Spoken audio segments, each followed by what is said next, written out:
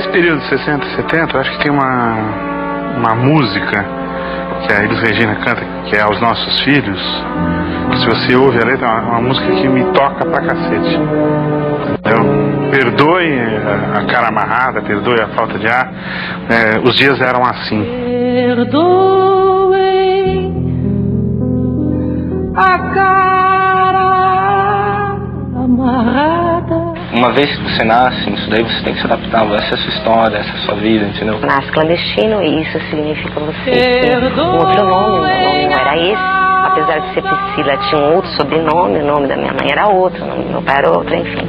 Ele estava acabado de nascer, o nome dele era Gregório. Mas já Gregório já era um nome conhecido pela repressão também, que meu pai já tinha um filho chamado Gregório, todo mundo sabia. Então resolveram trocar, porque naquela época todo mundo pegava nome parecido com o nome. E o Gregório chamava de grego, G, não sei o que, botaram Geraldo, mas para um erro virou Geralda. Nem o nome deles eu sabia o verdadeiro nome deles. Eu chamava de tio, mãe, tia, pai, tudo assim. Também demorei anos para descobrir que eu não sabia o nome deles. E quando eu descobri que não sabia o nome verdadeiro deles, aliás, não sabia nome nenhum, achei um absurdo, né? Como que eu sou filha de alguém e não sei o nome dos pais? Filhos de pessoas normais, a mãe é médica, o pai é engenheiro, o pai é advogado. Tem uma profissão, né? Uma coisa estabelecida, né? Você cresce falando, seu pai é médico. E os meus pais não tinham isso. A atividade profissional deles era muito complicada, né? Não existia uma atividade profissional, assim, uma atividade política. Aquilo pra mim era muito misterioso. Por isso que a lembrança que eu tenho é de mistério. Meu filho se chama Henrique porque era um nome que meu pai usava, né? Na época foi o nome que ele adotou e foi uma homenagem que eu prestei a ele também. Meu nome é Ernesto, em homenagem ao Che Guevara, né? Meu pai ele fez. E na época ele queria colocar Ernesto Guevara mesmo, né? Quando eu já tinha aí uns 12, 13 anos, então eu quis prestar uma homenagem ao meu pai, não ao Guevara, né? Ao meu pai em ter colocado, né? Em adotar esse nome, né? Ao meu nome. Inclusive, tudo que é relacionado a mim que eu posso colocar em Guevara, eu coloco. Eu tinha essa consciência de que eu estava vivendo uma situação muito especial. De que nós morávamos num andar especial do Hotel Habana Libre, onde só tinha guerrilheiro com filho de guerrilheiro. Tanto é que eu lembro, assim, de algumas cenas no hotel. Uma delas, assim, meu pai desceu do elevador e nós não estávamos juntos, nós não podíamos dizer que nós estávamos juntos. E eu lembro dessa cena, a porta abriu, meu pai estava no elevador, mas eu não podia falar com ele. Eu lembro que a gente trocou uma piscada. Eu lembro do meu pai piscando pra mim quando aquele elevador abriu. O que eu via é o seguinte, que existia um governo ditatorial, entendeu? E que entrava na casa das pessoas e matavam, entendeu? Era muito simples o raciocínio, entendeu? Era olhar e falar, não, os caras vão vir aqui se eu contar essa história, ou ficarem sabendo, sei lá, ou qualquer coisa, podem vir aqui e acabar com a minha família, entendeu? Já acabaram com a metade, acabam com a outra metade. O mundo, de repente, estava dividido entre o mal e o bem. Ela contou que tinha os militares e que eles não gostavam da gente. E até hoje, assim, eu sonho com guerra, eu tenho essa coisa da guerra na minha cabeça. Eu não lembro qual é a referência que me davam dela. São coisas, na verdade, de fotos. É uma coisa com aquela lembrança construída. Por isso que a minha lembrança de infância é uma lembrança extremamente agradável. O que não é, eu não lembro. Eu já perguntei muitas vezes certas coisas e ela já explicou, e eu esqueço, vou lá e pergunto de novo. Uma coisa que não sei se eu devo falar.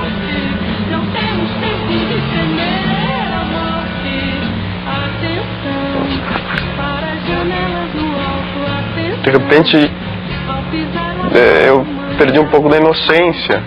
Aos 7 anos, é muito cedo isso. E aí eu só vi esse rapaz que eu jamais vou me esquecer do rosto. Eu sou muito boa fisionomista, muito boa mesmo, tenho uma memória incrível. Ele chegou perto do meu pai, pôs a arma na cabeça e atirou. E ele é morto ali e você fica assim, meu Deus, será que é isso mesmo que aconteceu? Será que eu estou vivendo em outro planeta? Ou será que eu estou imaginando isso tudo que aconteceu? Porque foi assim um assassinato brutal, foi uma coisa assim que eles chegaram, foi muito rápido. E de uma das janelas com grade tinha uma pessoa que me chamava pelo nome, Edson. E quando eu olhei assim, eu reconheci na fisionomia a minha mãe, mas ao mesmo tempo eu olhava e falava, não é a minha mãe. Eu não reconheci minha mãe. Uma coisa muito difícil, porque ela tinha apanhado tanto que estava deformada. Então pra mim era um ser, não era minha mãe. Você estava tendo contato com uma estranha, não era sua mãe.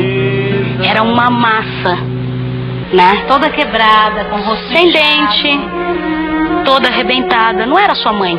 Ela não conseguia nem ter a voz, né, de mãe. Tortura é uma coisa que você... Ela é muito sacana porque você leva o resto da vida, né?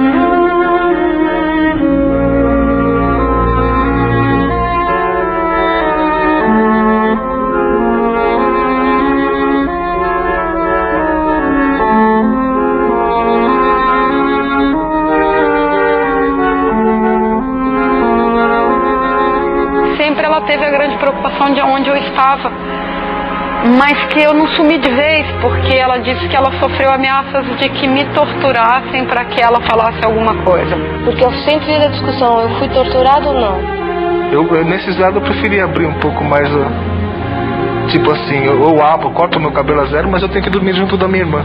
Meu irmão era mais revoltado, ele falava, nem corta o cabelo e tem que dormir junto também, né? Então a gente bateu, realmente não sei se até que ponto eles deixavam que a gente fizesse aquilo, ou até que ponto eles não conseguiam fazer outras coisas, mas a gente conseguiu manter o núcleo lá, né? Nunca nos separamos, a gente dormia, minha irmãzinha dormia no berçário, a gente dormia embaixo da cama dela. Eles levaram a gente pro Juizado de Menores. Juizado de Menores, em Tatuapé. E ali eles criaram aquela imagem assim da gente, parecia que a gente era assim um bandido assim de alta periculosidade. E eles falavam para as crianças que estavam lá, olha, esses aí são terroristas. Vocês não mexam com eles porque eles são perigosos. Quando minha tia foi lá pegar a gente, a primeira vez que a gente viu ela, chegou uma tia minha e um tio, os dois juntos. Aí não é ele. Eles falaram, não, o Vladimir é lá. Eu cheguei, nunca vi essa pessoa. Mas ela, teu tia, não conheço. A minha tia começou a chorar, pensou que tinha feito lavagem cerebral, sei lá, que já ela tinha esquecido, que a gente tinha esquecido ela. Mas ela não é tua tia? Não é, não conheço, nunca vi. Aí depois, no outro dia mesmo, logo seguido, no outro dia minha tia veio. Aí contou toda essa história, tua mãe tá presa, a gente veio aqui, bababá, já todo mundo sabe tudo. Falou, pode falar quem você é, pode falar quem eu sou. Ela falou, tudo bem, então ela é minha tia, eu sou. Aí a gente saiu. A gente saiu de lá. Na noite que meu pai morreu, eu tive uma febre muito grande, muito alta. Eu tive quase 42, 41 graus de febre. Foi uma coisa assim violentíssima. Fui parar no pronto-socorro. Foi a noite que ele morreu. Naquele momento, minha mãe, para me proteger um pouco, não deixava as coisas muito claras. Falava, seu pai morreu num acidente. Só que meu irmão estava junto e ele já sabia o que tinha acontecido. E na hora ele falou, não, o nosso pai foi morto, foi assassinado. Isso no dia do enterro. Enquanto vocês estavam lá em São Sebastião, vocês foram presos, você viu, teu tio foi preso também, que era irmão do meu pai. E aconteceu que teu pai foi preso e mataram ele. Sim, falou na lata, assim. A cena da gente pegando o ônibus, porque é longe, né? Tá, pega o ônibus, aí sobe aquela ladeira, aí chega no presídio, aí você passa pela revista, tá? Aí abre a grade, abre a outra grade, aí você entra.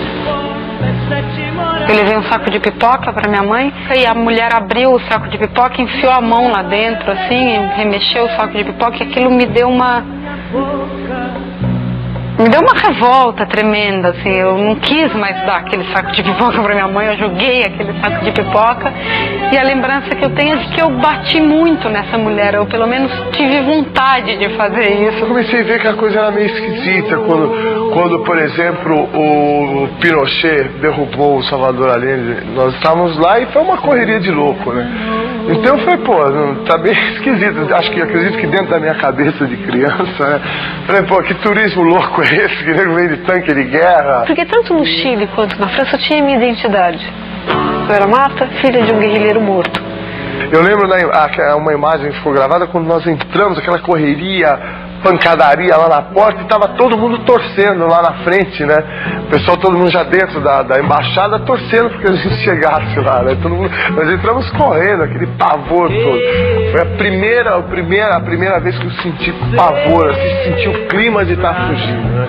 Então tem uma carta que está escrita pela minha avó, da maneira que eu falava, em que eu dizia que eu queria vir a São Paulo logo, para ficar no Hotel Apollo, que era do lado do Correio, e daí pegar um táxi e ir no trabalho da Nonola e do Ricardo, tirar eles do trabalho, mas o táxi ia andar muito rápido, que a gente ia pedir pro motorista, e o guarda não ia proibir da gente sair de lá. Então eles iam poder sair daquele trabalho, que era o único trabalho que não deixava a pessoa ir em casa. Meu pai tinha mania de ele sair, quando a vez que ele saía, ele antes de chegar em casa, ele, numa certa distância, ele começava a assobiar. Então quando ele dava a possibilidade de ele vir para casa, ele, quando estava na esquina do lugar que a gente estivesse morando naquele dia, ele assobiava, a gente se ligava e saía correndo logo lá para encontrar com ele, é meu pai. Esse assobio eu fiquei escutando uns 10 anos. Eu achava que a sociedade me devia alguma coisa. Porque se não tivessem deixado o golpe acontecer, eu não tinha sofrido isso. Sempre tive essa visão de que não é justo, não dá para aceitar essa... Quer dizer... Ai, difícil. Tirar assim a vida, né, o governo. Eu não sei, difícil falar isso. Quero vingar. Quero punir e quero reparar a dor que me impuseram. Da dor, eu acho que a dor era tão grande que eu não tinha como me abrir. Mesmo com amigos, eu acho que se instaurou uma dor muito grande naquele momento. E bom, eu fui pra aula e entrei direto pra sala e estudei lá e tal. E deu a hora do recreio. E aí a gente foi pro recreio. E eu tive eu não conseguia descer pro recreio, a verdade era essa. E eu chorava muito, aquilo me angustiava muito, assim. E a diretora achou por bem chamar meus pais. E a minha mãe foi lá. E quando a minha mãe entrou no pátio da escola, de cara ela identificou a semelhança que tinha com o pátio de onde ela estava presa. Na minha escola estudava o filho do Paulo Egídio, ele era muito mais velho. E era uma situação muito tensa. Uma vez ele me chegou no corredor e falou: meu pai não tem nada a ver com a morte do seu pai. Cantar o hino, por exemplo, é uma coisa que eu nunca decorei. Tinha que cantar o hino na escola, né? Fazia fila, punha a mãozinha e ia lá cantar o hino na frente da bandeira. Associava a bandeira todo santo dia daquele lugar. E eu tava chegando em casa, normalmente com um coleguinha de escola, né? Aí eu fui abrir a porta do quarto, tinha uma bandeira vermelha, bem grande na parede. Aí meu colega falou: o que é aquilo, a bandeira da União Soviética? Eu falei: fechar a porta. Eu falei: não, ali é a bandeira do Flamengo, né? E desci, esse é um flash que eu tenho, né? Eu tentar construir essa imagem, porque eu não sei nada, eu não sei como meu pai era, eu não sei as coisas mais banais. Eu sei o que ele fez e sempre na minha cabeça fica uma coisa grandiosa de herói, porque afinal de contas ele morreu por um ideal e ele estava disposto a isso, enfim, fica aquela coisa gigantesca que até me oprime um pouco. Essa lembrança do meu pai por muito tempo foi até uma imagem fictícia na minha cabeça, não tinha uma imagem formada do rosto dele. Entendeu? Meu pai, pra mim, na minha visão até começo da adolescência, sempre foi, inclusive hoje continua sendo, é um herói. Mas na minha infância era um herói de gibi, de historinhas. Com 7, 8 anos eu ganhei uma foto dele com 16 anos, né? Aí mais pra frente, com 16, eu arrumei uma foto dele com 3 anos de idade. Eu não conseguia formar uma imagem de um pai com 16 anos ou um pai com 3 anos, né? Você não consegue. É inconcebível você olhar pra foto de um garoto de 3 anos ou 16 e imaginar que aquela pessoa é seu pai. Isso é muito difícil. Herói não é meu pai, é a minha mãe. Sabíamos que meu pai foi morto, sob tortura. Mas para todos os efeitos legais, não existia, né?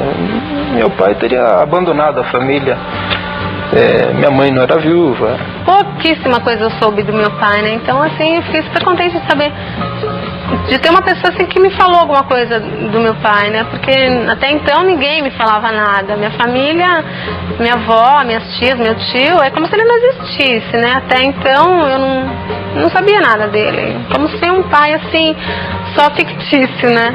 Eu fui atrás das pessoas que militaram com ele, eu tentei realmente reconstituir um pai.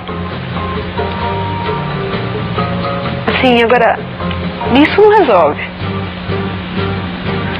Não resolve, assim, eu tento isso porque é um jeito de eu me entender hoje.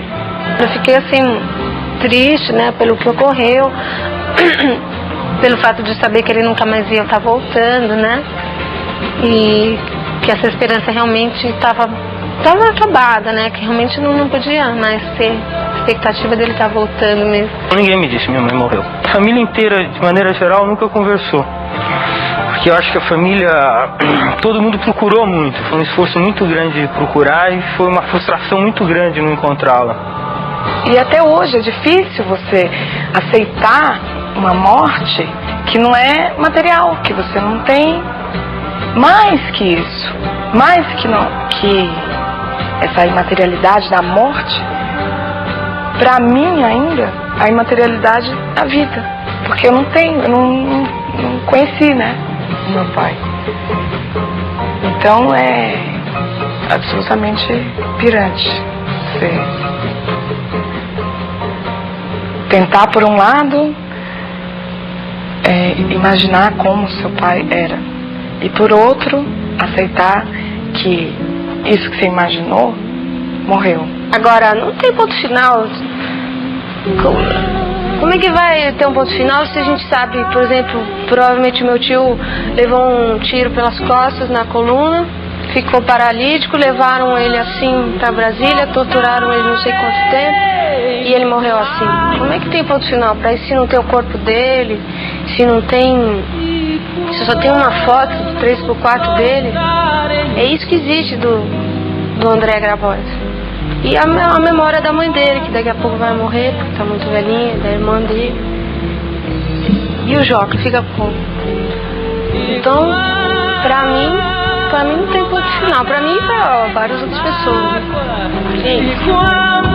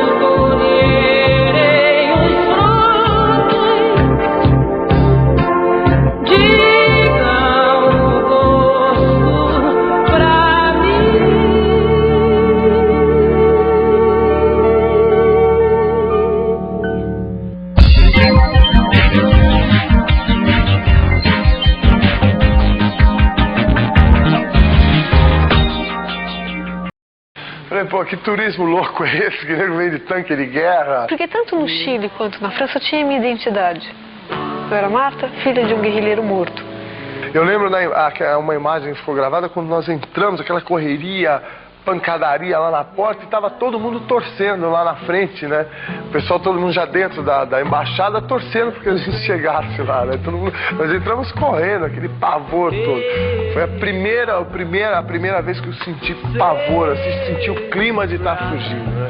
Então tem uma carta que está escrita pela minha avó, da maneira que eu falava, em que eu dizia que eu queria vir a São Paulo logo, para ficar no Hotel Apolo, que era do lado do Correio, e daí pegar um táxi e ir no trabalho da Nonola e do Ricardo, tirar eles do trabalho, mas o táxi ia andar muito rápido, que a gente ia pedir pro motorista, e o guarda não ia proibir da gente sair de lá. Então eles iam poder sair daquele trabalho, que era o único trabalho que não deixava a pessoa ir em casa.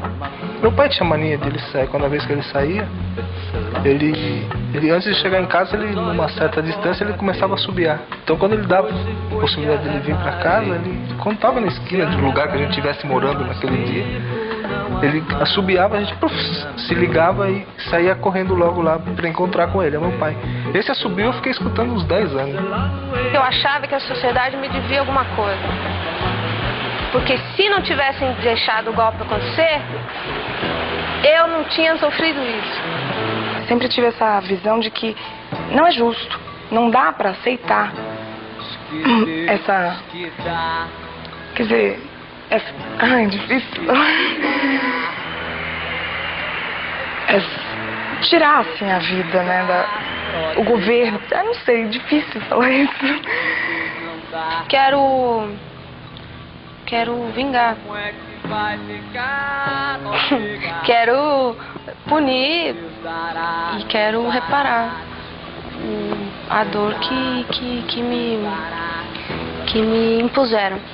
A dor, eu acho que a dor era tão grande que eu não tinha como me abrir. Mesmo com amigos, eu acho que se instaurou uma dor muito grande naquele momento. E bom, eu fui para aula e entrei direto para a sala e estudei lá e tal. E deu a hora do recreio. E aí a gente foi pro recreio. E eu tive eu não conseguia descer pro recreio, a verdade era essa. E eu chorava muito, aquilo me angustiava muito, assim. E a diretora achou por bem chamar meus pais. E a minha mãe foi lá e quando a minha mãe entrou no pátio da escola, de cara ela identificou a semelhança que tinha com o pátio de onde ela estava presa. Na minha escola, estudava o filho do Paulo Egídio, ele era muito mais velho. E era uma situação muito tensa. Uma vez ele me chegou no corredor e falou: meu pai não tem nada a ver com a morte do seu pai. Cantar o hino, por exemplo, é uma coisa que eu nunca decorei. Tinha que cantar o hino na escola, né? Fazia fila, punha a mãozinha e ia lá cantar o hino na frente da bandeira. Assistia a bandeira todo santo dia daquele lugar. E eu tava chegando em casa, normalmente com um coleguinha de escola, né? Aí eu fui abrir a porta do quarto, tinha uma bandeira vermelha, bem grande na parede. Aí meu colega falou: o que é aquilo, a bandeira da União Soviética? Eu falei: fechei a porta. Eu falei: não, ali é a bandeira do Flamengo, né? E desci, esse é um flash que eu tenho.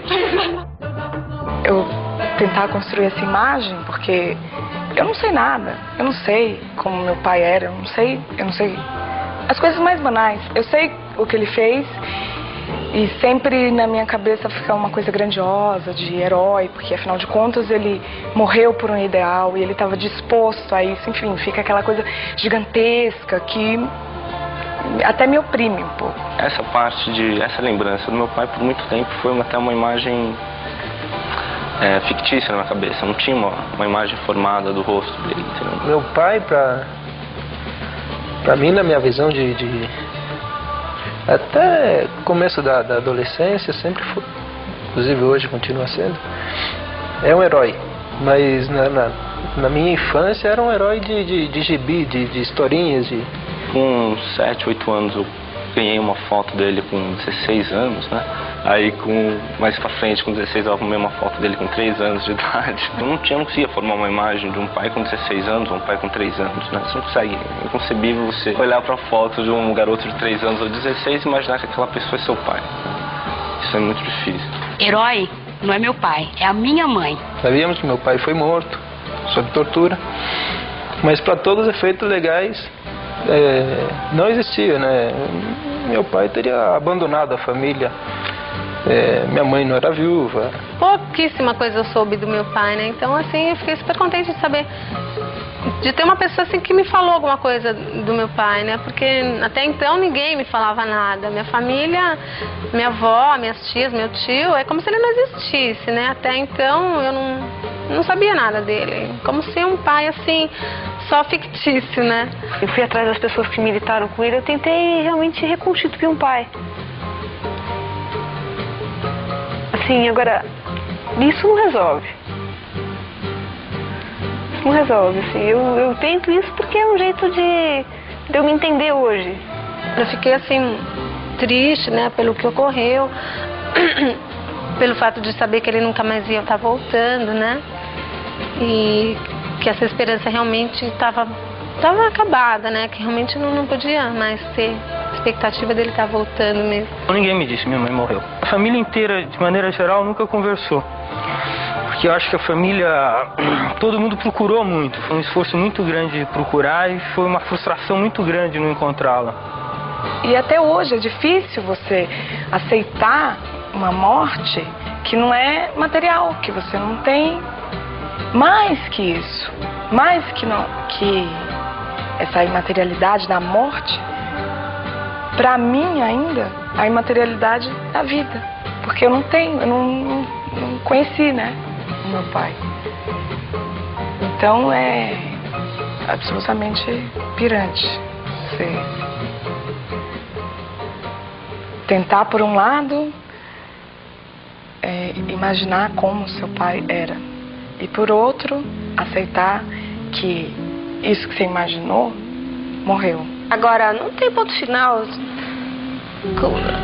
Como é que vai ter um ponto final se a gente sabe, por exemplo, provavelmente meu tio levou um tiro pelas costas na coluna, ficou paralítico, levaram ele assim para Brasília, torturaram ele não sei quanto tempo e ele morreu assim. Como é que tem ponto final para isso se não tem o corpo dele, se não tem... se só tem uma foto do 3x4 dele? É isso que existe do André Gravois. E a memória da mãe dele, que daqui a pouco vai morrer, porque tá muito velhinha, da irmã dele. E o Joca fica como? Então, pra mim não tem ponto final. Pra mim e pra várias outras pessoas. Né? É isso.